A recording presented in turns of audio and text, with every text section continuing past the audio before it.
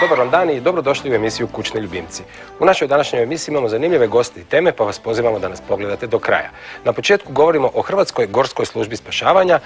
U gostima su nam Andreja Pintar, međunarodni instruktor za školovanje pasa vodiča i pasa za potrage, i gospodin Josip Granić, vodič potražnog psa i voditelj potraga sa graničarskim psom Kolijem. Dobar vam dan i dobrodošli. Dobar dan. Želimo predstaviti rad Hrvatske gorske službe spašavanja koja je opširna, a znamo da postoji već 75 godina. Je, istina je, još uvijek smo volonterska služba, znači gdje brojimo preko 650 članova i između ostaloga imamo 10 profesionalaca na upravnim administrativnim poslovima i bavimo se uže djelatnosti, naravno spašavanje na neurbanim područjima i nepristupačnim. Vi ste vaš rad podijelili na segmente. Ja bih rekla da svi naši članovi prolaze jednaku obuku na svim dijelovima spašavanja, a prema nekakvoj specijalizaciji ili afinitetima unutar toga, znači mogu biti, ne znam, speleolozi, stijenski spašavatelji, mogu se baviti potragama, biti vodiči potražnih pasa ili nešto slično. Letači spašavatelji, hvala. Spašavatelji na divljim brzim vodama i tako. Znači radimo u svim medijima u kojima se čovjek može naći. Pokrili ste sve. Moramo sve to pokriti, da. Ono što danas nas nešto više zanima, to su potražni psi i psi za lavine. Tako je. Vi ste u tome najaktivniji. Pa, ja sam već 7 godina glavni instruktor u gorskoj službi, znači koji se bavi obukom vodiča i pasa za potrebe Hrvatske gorske službe spašavanja. Školovana sam diljem Europe, od Slovenije, Hrvatske do Velike Britanije. Školujemo, znači, pse i vodiče za naše potrebe, surađujemo sa Ministarstvom unutarnjih poslova, sa Federalnom policijom Bosne i Hercegovine, sa policijom Makedonije, sa policijom Crne Gore, već prema potrebama, odnosno nekakvim međunarodnim akcijama. Brojne su akcije u kojima ste sudjelovali i pokazali svoju hrabrost. Možemo li izdvojiti koju? Pa, što se tiče same komisije za potrage, posebno se ističe akcija u kojoj je Hosan prije 3 godine našla jednog malog dječaka u Slavoniji. Tu su još akcije koje je odrađivala Andreja sa svojim psima, isto uspješni pronalasci.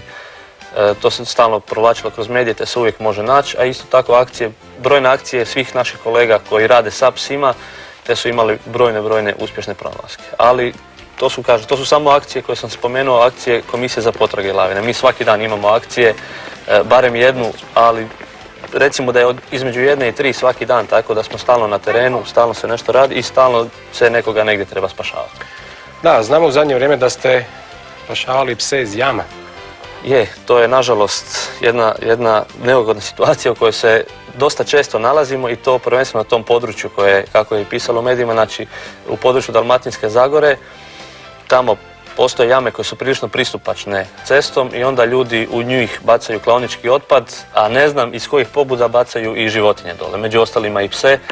Pa onda kad se čuje lavež pasa, neko nas alarmira, kolege odu, spuste se. Sad su baš imali prije mjesec dana akciju, izvukli su pse, nakon par dana su došli po 2 ili 3 psa koja nisu uspjeli izvući u prvom pokušaju i našli su 5 ili 6 novih pasa koje je neko bacio. Tako da, a to je u isto vrijeme sve bilo stalno u medijima. Tako da, to se često dešava, nažalost, nije lijep prizor, ali šta će. Za spasioce se polažu ispiti? Da, za gorskog spašavatelja i kolega i ja smo gorski spašavatelji. Postoji pripravnički staž od 2 godine, znači nekakav afinitet prema, ja ću reći, prirodi, znači sportovima poput alpinizma, speleologije, rada na brzim vodama, znači nekakvih, da ne kažem, malo ekstremnijih sportova. I na preporuku drugih članova se kandidiraju pripravnici u Gorsku službu spašavanja koji svi prolaze jednaku obuku u trajanju od 2 godine, nakon čega se polaže stručni ispit, odnosno ispit za gorskog spašavatelja. Koje vi sebi pse birate za vaše akcije? Koji su vam najidealniji? Ovako, moram priznat da evo ovdje sam namjerno, mene ljudi u Hrvatskoj najviše poznaju po belgijskim ovčarima, znači po malinojima i sama imam doma Satve, moj službeni pas, ali eto igrom slučaja je ovdje došla i jedna njemačka oštrolaka ptičarica i ona je trenutno prva te pasmine u gorskoj službi i moram priznati da sam, kao što se čuje po lavežu, izrazito sam zadovoljna, iako već imala jednu nezgodu. Nema još 5 mjeseci. I većinom imamo pse ovčarskih pasmina, poput australskog ovčara, border kolija, belgijskih ovčara, njemačkih ovčara, te nekih lovnih pasmina poput Springer španijelke, labradora, imamo evo sada i njemačka ptičarica je stigla, tako da se držimo u biti radnih pasmina iz lovačkih, odnosno ovčarskih pasmina. Vaši psi u akciji nose ove oznake ovdje? Tako, evo ja sam donijela, znači većinom i kolege, evo vidim da svi imamo nekakve crvene oznake sa našim, tako da su vrlo prepoznatljive, da su vidljive.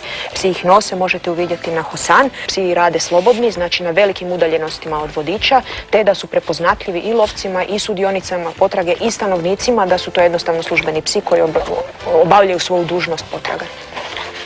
Ako vas netko zatreba, kako on može doći do vaše pomoći i kako mu vi u stvari, na koji način sve možete pomoći? Pa ovako, sama gorska služba ima dežurne telefone, podijeljena je u preko 20 stanica, znači preko 20, skoro u svakoj županiji postoji znači, stanica gorske službe spašavanja, tako da svaka pokriva jedan određeni dio Hrvatske. Svaka ta stanica ima dežurni telefon na koji se uvijek od 0 do 24 može dobiti pomoć, a puno jednostavniji način je u principu nazvat broj 112, obavijestiti Državnu upravu za zaštitu i spašavanje koja će onda proslijediti poziv nama, isto kao što oni prosljeđuju pozive kad ih se nazovu umjesto policije, vatrogasaca ili hitne pomoći. Hvala vam lijepa na razgovoru, želim vam puno uspjeha u vašem radu, a sad ćemo pogledati još neke od vaših aktivnosti. Hvala. Nalazimo se na skijalištu Sljeme i razgovaramo s gospodinom Robertom Erhardom, pročelnikom Gorske službe spašavanja stanice Zagreb. Predstavite nam aktivnosti koje obavljate na ovom terenu. Kao jedna od bitnih zimskih aktivnosti je dežuranje na skijalištu Sljeme. To dežuranje se odvija kad god je skijalište otvoreno i skijalište i ne može biti otvoreno bez prisustva pripadnika Gorske službe spašavanja i radi danju, a i noću kad skijalište procijeni da su uvjeti dovoljno dobri da može biti otvoreno noću. Evo kao što je to večeras. Veliki broj ljudi vrlo rado dolazi na ta noćna skijanja zato što danju rade, a onda navečer propuštaju, ne mogu se skijati danju, pa veliki broj ljudi dolazi, evo kao što se i vidi, noću na noćno skijanje. Dežurstvo i aktivnost i rad članova Gorske službe spašavanja na skijalištu sastoji se od toga da se pregledom skijališta ustanovi da li je ono dovoljno dobro i sigurno za rad i za skijaše.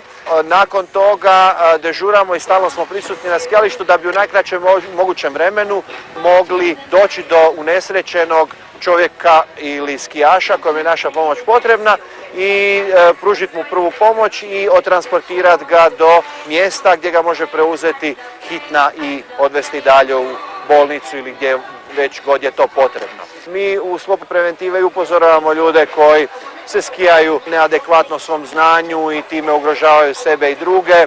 Upozoravamo ukoliko uočimo nekakav nedostatak na skijalištu koji bi mogao ugroziti skijaše i tako dalje. Na kraju, odnosno nakon što se skijalište zatvori, mi pregledom staza utvrđujemo da li ima nekakav skijaš negdje zaostao ili kojem je možda ili unesrećen ili kojem je pomoć potrebna, da ne bi ostao tamo i nakon zatvaranja skijališta, jer preko noći niskim temperaturama i uvjetima koji vladaju zimi na Sljemenu, njegov život bi mogao biti ugrožen. Potražni timovi sa potražnim psima, specijalno treniranim, su jedan vrlo vrijedan i važan resurs Hrvatske gorske službe spašavanja za potrage i on zamjenjuje veliki broj i veći broj ljudi i spašavatelja. Potrebno je naglasiti da ste vi ovdje svi volonteri. Da, svi pripadnici Gorske službe spašavanja su volonteri i volonterizam je nešto što mi stvarno ističemo kao jedan od glavnih uvjeta da bi Gorska služba spašavanja funkcionirala kako funkcionira. Mi smo volonteri po tome što nismo plaćeni za to što radimo, ali smo profesionalci po načinu na koji to radimo. Potrebna je vrlo visoka motiviranost ljudi da bi se odlučili i bili spremni u situacijama u kojima Gorska služba spašavanja djeluje ići i pomoći drugima. To se ne može platiti i glavna nagrada i satisfakcija za sav taj trud i rad je spašeni ljudski život i smanjenje patnje u kojima se ljudi nalaze prije nego što mi dođemo. Hvala vam lijepo na razgovoru, drago mi je da smo imali priliku vidjeti ovu vašu noćnu aktivnost. Hvala lijepo.